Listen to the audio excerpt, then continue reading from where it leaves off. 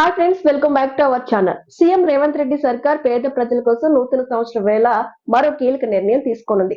ఇప్పటికే ఎన్నికల సమయంలో ఇచ్చిన పలు హామీలను అమలు చేసిన తెలంగాణ ప్రభుత్వం తాజాగా పేదల సొంతింటి కలను సాకారం చేసే దిశగా కీలక నిర్ణయాలు తీసుకుంటోంది.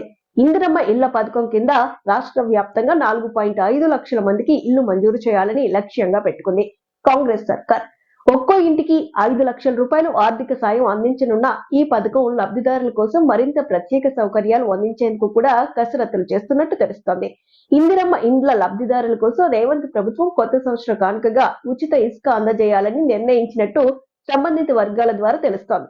ఇంటి నిర్మాణానికి అవసరమైన సిమెంట్, ఇనుము లాంటి ఇతర పదార్థాలను తక్కువ ధరకే అందించేందుకు సంబంధిత కంపెనీలతో చర్చలు జరుపుతూనే ఇసుకను పూర్తిగా ఉచితంగా ఇవ్వాలని ప్రభుత్వం భావిస్తోంది.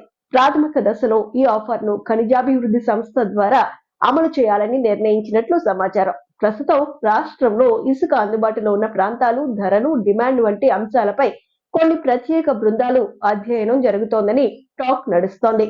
ప్రస్తుతం బహిరంగ మార్కెట్ లో టన్ను ఇసుక ధర 1400 నుంచి 1700 మధ్య దొరుకుతుంది. డిమాండ్ ఎక్కువగా ఉన్నప్పుడు ఇది 2200 నుంచి 2400 వరకు చేరుతుంది. ఒక్కో ఇంటి నిర్మాణానికి సుమారు 40 టన్నుల ఇసుక అవసరమవుతుందని అధికారులు అంచనా వేస్తున్నారు.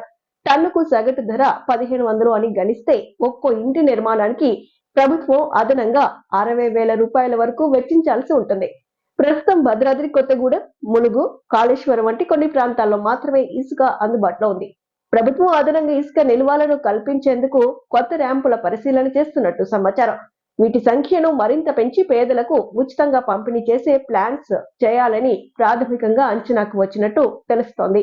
ఈ ఉచిత ఇసుక తక్కువ ధరకే ఐరన్, సిమెంట్ వంటివి ఇందిరమ్మ పథకం కింద లబ్ధిదారులకు అందిస్తే ఇంటి నిర్మాణం వేగవంతం చేయడంతో పాటు నిర్మాణ వ్యయాన్ని తగ్గుతుందని సర్కార్ భావిస్తోంది.